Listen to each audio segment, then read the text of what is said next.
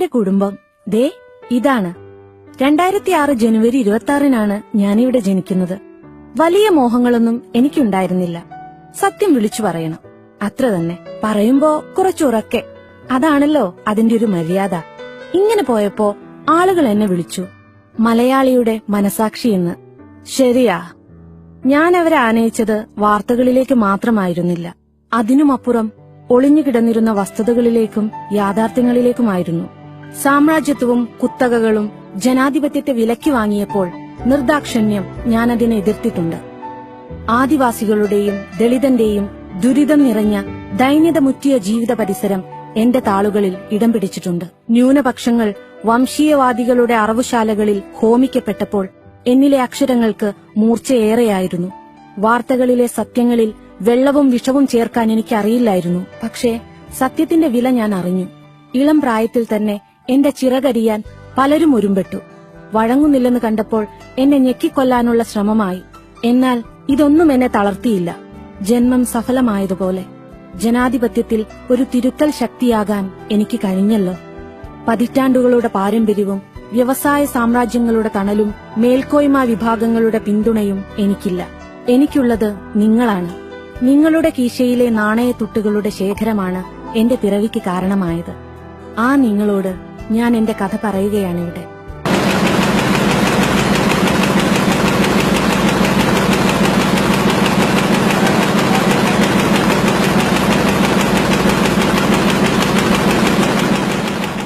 പിറവിയുടെ പിറകിൽ നോവുണ്ട്. വാർത്തയുടെ കാര്യത്തിലും സംഭവിക്കുന്നത് മറ്റൊന്നല്ല. പ്രകൃതിയുടെയും മനുഷ്യന്റെയും നീറുന്ന വേദനകളാണ് എന്നും എന്റെ വാർത്തകളിലെ ഉള്ളടക്കം. മണ്ണുമാന്തിയ ഗിരിനിരകളിലേക്കൊന്നു നോക്കൂ. തൊലിയുരിഞ്ഞ് ചോര പൊടിയുന്ന ശരീരം പോലെയല്ലേ അത്? അതെ, ദുരമൂത്ത മനുഷ്യൻ പ്രകൃതിയെ ചൂഷണം ചെയ്യുന്നത് കാണുമ്പോൾ ഭാവി തലമുറയ്ക്കവർ ഭൂമിയെ നരകതുല്യമാക്കി മാറ്റാൻ മത്സരിക്കുന്നത് പോലെയുണ്ട്. ഇതിനെതിരെ ഞാൻ അക്ഷരങ്ങൾ നിരത്തിയിട്ടുണ്ട്. വികസനത്തിന്റെ പേരിൽ ഇന്ത്യൻ സമ്പദ്ഘടനയെ കൊള്ളയടിക്കുന്നവർ, ജനാധിപത്യം കുത്തകയാക്കി ജനങ്ങളെ കബളിപ്പിക്കുന്നവർ, മതത്തിന്റെ പേരിൽ മനുഷ്യനെ ഭിന്നിപ്പിക്കുന്നവർ, കപടദേശീയരും മൃദുഹിന്ദുത്വരും, ഇവരെല്ലാം എന്നും എന്റെ ശത്രുക്കളായിരുന്നു. എന്നാൽ എന്റെ മിത്രങ്ങളാകട്ടെ അവകാശം നിഷേധിക്കപ്പെട്ടവരും മുഖ്യധാര അവഗണിച്ചവരുമായിരുന്നു. സംശയത്തിന്റെ ആനുകൂല്യം ഇരകൾക്ക് നൽകണമെന്ന് ഞാൻ വാദിച്ചു. അതെ, ഞാനൊരു സാമൂഹ്യ ദൌത്യമാണ് നിർവഹിച്ചു പോന്നത്. ഇനിയൊന്ന് കേൾക്കൂ, എന്റെ വായനക്കാർ എന്നെ സാക്ഷ്യപ്പെടുത്തുന്നത് എങ്ങനെയാണെന്ന്. ഞാൻ സ്ഥിരമായി തേജസ് വായിക്കുന്ന ആളാണ്. പല പ്രശ്നങ്ങളിലും മറ്റു മാധ്യമങ്ങൾ പൊതുവെ അവയെ അവഗണിക്കുകയോ കണ്ണിൽ നടിക്കുകയോ ചെയ്യുന്ന കാര്യങ്ങൾ ഇത് പുറത്തു കൊണ്ടുവരികയും തുറന്ന അഭിപ്രായ പ്രകടനം നടത്തുകയും ചെയ്യുന്നത് ഒരു പോസിറ്റീവായിട്ടാണ് ഞാൻ കാണുന്നത്. അവർക്കുള്ള അഭിപ്രായങ്ങൾ വളരെ ശക്തമായി പറയുന്നതാണ്. പ്രത്യേകിച്ചും ദളിത്, ആദിവാസി, പിന്നോക്ക, ന്യൂനപക്ഷ മേഖലകളിൽ കൂടുതൽ വാർത്തകൾ കൊടുക്കുന്ന പത്രം എന്ന നിലയിൽ എനിക്കതിനോട് അനുഭവമുണ്ട്. കാര്യമാത്ര പ്രസക്തമായി വാർത്തകൾ കൊടുക്കുന്ന ഒരു പത്രമാണെന്ന് നിസ്സംശയം തേജസിനെ പറ്റി പറയാൻ കഴിയും. തേജസ് പത്രത്തെ ഞാൻ അടുത്തറിയുന്നത് പാവപ്പെട്ട വൃക്ക കരൾ രോഗികൾക്ക് വേണ്ടി ജനകീയമായ മുന്നേറ്റങ്ങൾ പഞ്ചായത്തിലൂടെ നടത്തുമ്പോൾ ആ വാർത്തയ്ക്ക് കൊടുക്കുന്ന പ്രാധാന്യം വളരെ വലുതാണ്.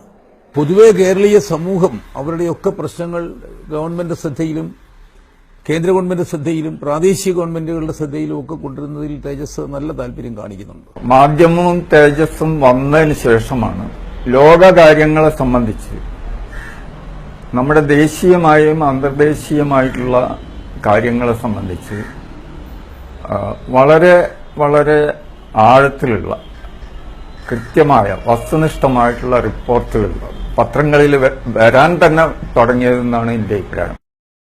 സാഹസമാണ് ഞാൻ ചെയ്യുന്നതെന്നറിയാം.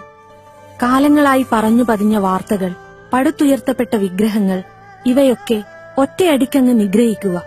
എന്തൊരു ധിക്കാരം!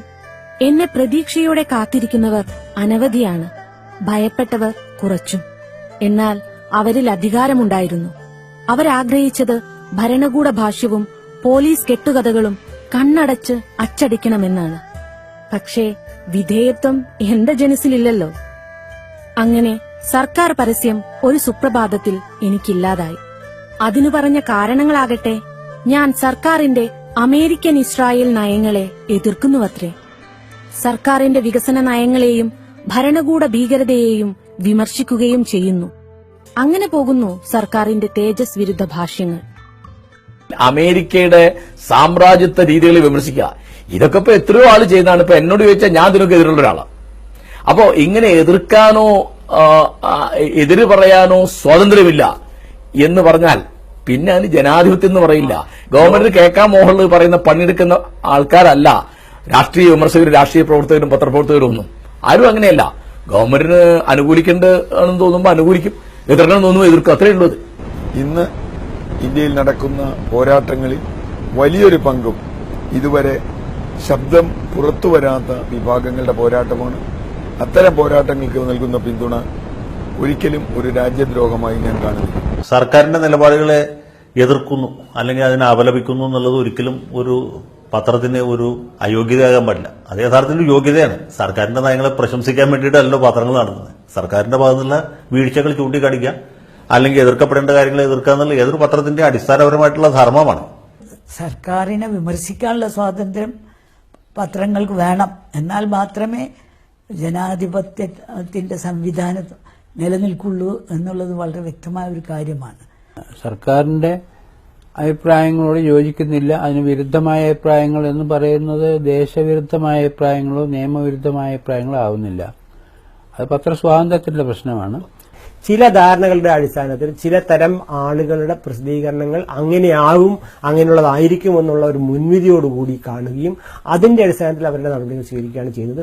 ഇത് പോലീസല്ല ഇത്തരം കാര്യങ്ങൾ ചെയ്യേണ്ടത്. പോലീസ് മോണിറ്റർ ചെയ്തോട്ടെ, വിരോധമില്ല. പക്ഷെ പോലീസും പത്രവും അല്ലാത്ത ഒരു പ്രത്യേകമായിട്ടുള്ള സമിതിയോ ഒരു സ്ഥാപനമോ ഒരു ഗവൺമെന്റിന്റെ എന്തെങ്കിലും ഒരു അപ്പററ്റസോ ഇത് പരിശോധിച്ച് ഈ വാദഗതികൾ ശരിയാണോ, ഈ പ്രസിദ്ധീകരിക്കുന്ന വാർത്തകളുടെ എന്തെങ്കിലും രീതിയിലുള്ള ഒരു അത്തരത്തിലുള്ള പ്രവണതകൾ ഉണ്ടോ എന്ന് പരിശോധിക്കുകയും ചെയ്തിട്ട് ഒരു ജുഡീഷ്യൽ ബോഡിയുടെ മുമ്പാകെ കൊണ്ടുവന്നിട്ട് വേണം ഇത്തരം വളരെ ബേസിക് ഹ്യൂമൻ റൈറ്റ്സ് അല്ലെ പൗരാവകാശങ്ങൾ ലംഘിക്കുന്നതിനുള്ള നടപടികൾ സ്വീകരിക്കാൻ പാടുള്ളൂ എന്നുള്ളതാണ് എന്റെ കാഴ്ചപ്പാട്. ഞാൻ പിറന്ന് 3 വർഷത്തിനു ശേഷം മീഡിയ ലിസ്റ്റിൽ ഉൾപ്പെടുകയും പരസ്യം ലഭ്യമായി തുടങ്ങുകയും ചെയ്തു. എന്നാൽ കഴിഞ്ഞ VS സർക്കാരിന്റെ കാലത്ത് 2010 മെയ് 14 മുതൽ യാതൊരു മുന്നറിയിപ്പുമില്ലാതെ സർക്കാർ പരസ്യങ്ങൾ നിഷേധിക്കപ്പെട്ടു. പിന്നീട് 2011 അധികാരത്തിലേറിയ ഉമ്മൻചാണ്ടി സർക്കാർ വീണ്ടും പരസ്യം നൽകിയെങ്കിലും വൈകാതെ നിർത്തുകയും ചെയ്തു. പിന്നീട് നടത്തിയ നിയമ പോരാട്ടത്തിൽ സർക്കാരിനോട് 6 മാസത്തിനുള്ളിൽ പ്രശ്നം പഠിച്ച് പരിഹരിക്കാൻ ഹൈക്കോടതി ആവശ്യപ്പെടുകയുണ്ടായി. അതും എങ്ങും എത്തിയില്ല. നീതിക്ക് വേണ്ടിയുള്ള എന്റെ കാത്തിരിപ്പ് അവിടെയും അവസാനിച്ചില്ല. ഇതുമൂലം സർക്കാർ വിവരങ്ങൾ അറിയാനുള്ള വായനക്കാരന്റെ അവകാശമാണ് തടയപ്പെട്ടത്. ഒരു പത്രത്തിനെ നശിപ്പിക്കാൻ ഏറ്റവും നല്ല ഉപാധി അതിന്റെ പരസ്യം നിർത്തുക എന്നുള്ളതാണ്. സർക്കാർ പരസ്യം എന്ന് പറയുന്നത് സർക്കാരിന്റെ ഔദാര്യമല്ല. എല്ലാ പത്രങ്ങൾക്കും പരസ്യം കൊടുക്കാൻ സർക്കാർ ബാധ്യസ്ഥമാണ്. ഒരു പത്രത്തിന്റെ പരസ്യം നിഷേധിക്കുക എന്ന് പറയുമ്പോൾ ഉണ്ടാവുന്നത് എനിക്ക് തോന്നുന്നു തേജസിൽ ഏതാണ്ട് 400-ലേറെ തൊഴിലാളികളുണ്ടെന്നാണ്. പല തട്ടുകളിൽ ജേർണലിസ്റ്റുകൾ മുതൽ താഴെ തട്ടിലുള്ള ആളുകൾ 400-ഓളം തൊഴിൽ. ഈ 400 കുടുംബമാണ്. 400 കുടുംബങ്ങൾക്ക് ജീവിച്ചു പോകാനുള്ള ഒരു ഉപാധിയെയാണ് നിഷേധിക്കുന്നത്. ജനാധിപത്യത്തിൽ ഗവൺമെന്റ് വിശ്വസിക്കുന്നുണ്ടെങ്കിൽ ഈ ജനാധിപത്യ അവകാശത്തെ അംഗീകരിക്കുകയും അവർക്ക് പത്രപ്രവർത്തനം നടത്താനുള്ള സ്വാതന്ത്ര്യം അനുവദിക്കുകയും എല്ലാ പത്രങ്ങൾക്കും സർക്കാരിന്റെ പരസ്യം കിട്ടാനുള്ള അർഹതയുണ്ട്, അവകാശമുണ്ട്. സർക്കാരിന്റെ പരസ്യം തന്നെ ഏതെങ്കിലും ഒരു പാർട്ടിയുടെ മുന്നണിയുടെ പണമല്ല. അത് ഞാനടക്കമുള്ള നികുതിദായകർ നികുതി കൊടുത്ത പണമാണ്, ജനങ്ങളുടെ പണം. അത് അപ്പൊ ജനങ്ങളുടെ പണം ഉപയോഗിക്കേണ്ട ഒരു പ്രധാനപ്പെട്ട മേഖലയാണ് പത്രപ്രവർത്തനം. കാരണം പത്രങ്ങളില്ലെങ്കിൽ ജനാധിപത്യമില്ല. അറിയാനുള്ള അവകാശം, പറയാനുള്ള സ്വാതന്ത്ര്യം, ഇത് രണ്ടുമാണ് പത്രപ്രവർത്തനം എന്ന് പറയുന്നത്. അപ്പോ ആയുധം എടുക്കാനോ ഹിംസ പ്രവർത്തിക്കാനോ സമാധാനം ലംഘിക്കാനോ ഉള്ള പ്രേരണ കൊടുക്കുന്ന വാർത്തകളും ചിത്രങ്ങളും ലേഖനങ്ങളും തേജസ്സിലുണ്ടെങ്കിൽ അത് ചൂണ്ടിക്കാണിച്ച് കേസെടുത്ത് നടപടിയെടുക്കുക ഗവൺമെന്റ് വേണ്ടത്, അല്ലാതെ പരസ്യം നിഷേധിക്കില്ല. അതുകൊണ്ട് പരസ്യത്തിന്റെ നിഷേധം എന്ന് പറയുന്നത് കൃത്യമായ വിവേചനമാണ്. ഞാൻ എന്റെ ഭാഷയ്ക്ക് സാധ്യമായ എല്ലാ ഊക്കോടെയും കൂടി അതിനെ എതിർക്കുന്നു. ഗവൺമെന്റിന്റെ ഭാഗത്തുനിന്ന് എല്ലാവരെയും ഒരുപോലെ കാണണം. തേജസ്സിന് മാത്രം ഐറ്റം കൽപ്പിക്കുന്നത് ശരിയല്ല, അത് ജനാധിപത്യ വിരുദ്ധമാണ്. തേജസ് ആ അർത്ഥത്തിൽ രാജ്യദ്രോഹപരമായ എന്തെങ്കിലും ചെയ്തിട്ടുണ്ടെങ്കിൽ അവർക്കെതിരെ കേസെടുക്കുക വേണ്ടത്. അല്ലാതെ പരസ്യമില്ലാതെ പരസ്യം കൊടുക്കാതെ അവരെ മാറ്റി നിർത്തി ശ്വാസം മുട്ടിച്ച് കൊല്ലുന്ന ഏർപ്പാട് കാടത്തമാണ്. ഞാൻ ശക്തിയുക്തം എതിർക്കുന്നു. ഒരു പത്രത്തിന് മാത്രം, അതും ന്യൂനപക്ഷ പിന്നോക്ക വിഭാഗങ്ങളുടെ ഒരു പത്രത്തിന് മാത്രം മനഃപൂർവ്വമായിട്ട് സിംഗിൾ ഔട്ട് ചെയ്തിട്ട് ഒറ്റപ്പെടുത്തി ആക്രമിക്കുന്ന ഇത് ഒരു നീതികേടാണ്. ഒരു കാരണവും കൂടാതെ ഇതിന് പരസ്യം നിഷേധിക്കുക എന്നുള്ളത് അതൊരിക്കലും നീതിയുക്തമല്ല. കേരള ഗവൺമെന്റ് മറ്റ് പത്രങ്ങൾക്ക് നൽകുന്നത് പോലെ പരസ്യത്തിന്റെ ആനുകൂല്യം തേജസ് പത്രത്തിനും നൽകണം. അതാണ് നീതി. ഇതിനിടെ 2013 ഒക്ടോബറിൽ പത്രം അടച്ചുപൂട്ടാതിരിക്കാനുള്ള കാരണം ചോദിച്ചുകൊണ്ട് 1867 പത്രമാരണ നിയമം എനിക്കെതിരെ പ്രയോഗിക്കപ്പെട്ടു. ഇപ്പോൾ പറയുന്നത് തേജസിന്റെ വാർത്തകളും മുഖപ്രസംഗങ്ങളും വർഗീയതയെ പ്രോത്സാഹിപ്പിക്കുന്നു എന്നാണ്. തേജസ് പത്രത്തെ പറ്റി സർക്കാർ പറയുന്ന അല്ലെങ്കിൽ പറയാൻ ആഗ്രഹിക്കുന്ന ഒരു കാരണം ഇത് സമുദായ സ്പർദ്ധ പരത്തുന്ന ഒരു പത്രമാണെന്നാണ്. അങ്ങനെ ഒരു നിലപാട് ഈ പത്രത്തിനുണ്ടെന്ന് ഇത് സ്ഥിരമായിട്ട് വായിക്കുന്ന ഒരാളെന്നുള്ളതിലേക്ക് എനിക്ക് തോന്നിയിട്ടില്ല. പത്രധർമ്മം എന്ന് പറയുന്നത് പൊതുവായി മനസ്സിലാക്കുന്ന സത്യസന്ധമായും മാന്യമായുള്ള റിപ്പോർട്ടിംഗ്, ഇതാണ് പത്രധർമ്മം. അപ്പോൾ അങ്ങനെ പത്രധർമ്മം പാലിക്കുന്നതിൽ ഏത് കാര്യത്തിലാണ് തേജസ് വീഴ്ച വരുത്തിയത് എന്ന് അറിയാനുള്ള അവകാശം, അറിയിക്കാനുള്ള ബാധ്യത സർക്കാരിനുണ്ട്. തേജസ് എന്ന് പറയുന്ന പത്രത്തിൽ ഇങ്ങനെ സാമുദായിക സൗഹാർദ്ദം തകർക്കുന്നതോ വർഗീയത പ്രചരിപ്പിക്കുന്നതോ തീവ്രവാദം പ്രോത്സാഹിപ്പിക്കുന്നതോ ആയിട്ടുള്ള എന്തെങ്കിലും വാർത്തകൾ വന്നതായി എന്റെ ശ്രദ്ധയിൽപ്പെട്ടിട്ടില്ല. പക്ഷെ അതേസമയം അത്തരത്തിൽ വളരെ പച്ചയ്ക്ക് വർഗീയത പറയുന്ന, പച്ചയ്ക്ക് ന്യൂനപക്ഷ വിരുദ്ധത പ്രചരിപ്പിക്കുന്ന, അസത്യമായ വാർത്തകൾ പ്രചരിപ്പിക്കുന്ന മറ്റു പത്രങ്ങൾ ഇവിടെയുണ്ട്. വ്യത്യസ്തമായിട്ടുള്ള അഭിപ്രായങ്ങൾ പ്രകടിപ്പിക്കാനായിട്ടുള്ള ഒരു വേദിയായിട്ട് പത്രത്തിന്റെ താളുകൾ മാറുമ്പോൾ മാത്രമാണ് സമൂഹത്തിന്റെ ചലനങ്ങൾ വ്യക്തമായിട്ടുള്ള രീതിയിൽ പ്രതിഫലിക്കാനായിട്ടുള്ള ഒരു അവസരം സൃഷ്ടിക്കപ്പെടുകയുള്ളൂ. അതിനുള്ളൊരു വേദി യഥാർത്ഥത്തിൽ തേജസ്സിനകത്തുണ്ട് എന്ന് തന്നെയാണ് ഞാൻ കണക്കാക്കുന്നത്. പത്രങ്ങളെ ഒരു ഇരുമ്പ് കൂട്ടിനിട്ട് അടച്ചുകൊണ്ട് സമൂഹത്തിൽ നിന്ന് അതിനെ ശ്വാസം മുട്ടിച്ച് കൊല്ലുക എന്നുള്ള ഒരു ഏകാധിപത്യ പ്രവണതയാണ്. അത് മൊത്തം രൂപപ്പെട്ടുകൊണ്ടിരിക്കുന്ന ഏകാധിപത്യ പ്രവണതകളുടെ ഭാഗമായിട്ട് വേണം കാണാൻ. അതിനെതിരായ അതിശക്തവും തീവ്രവുമായ ഇടപെടൽ തേജസ്സിന്റെ ഭാഗത്തു നിന്നുണ്ടാകണം. ജനാധിപത്യവാദികളുടെ എല്ലാ ഭാഗത്തു നിന്നും ഉണ്ടാകേണ്ടതുണ്ട്. അത് ഉയർത്തിപ്പിടിക്കേണ്ടതുണ്ട്.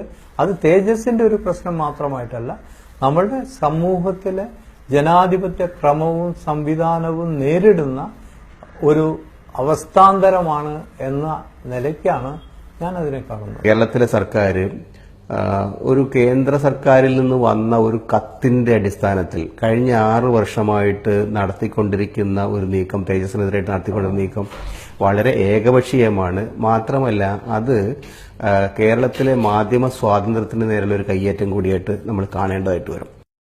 ജനപക്ഷത്ത് നിന്ന് പത്രപ്രവർത്തനം നടത്തുന്നതിനെതിരെ വാളോങ്ങുന്നത് ജനാധിപത്യ വിരുദ്ധമാണ്. വിമർശനങ്ങളെ അധികാരികൾ ഭയക്കുന്നുവെങ്കിൽ അവർക്ക് ഒളിക്കാനും മറയ്ക്കാനും പലതുമുണ്ടെന്നതിന്റെ ലക്ഷണമാണത്. ഞാൻ നിലനിൽക്കേണ്ടത് നിങ്ങൾ ഓരോരുത്തരുടെയും ആവശ്യവും അവകാശവുമാണ്. സർക്കാർ പരസ്യം ലഭിക്കാനുള്ള എന്റെ ഈ പോരാട്ടത്തിൽ നിങ്ങളും അണിചേരുക. ജനാധിപത്യത്തിൽ നിതാന്ത ജാഗ്രതയാണ് പൗരധർമ്മം.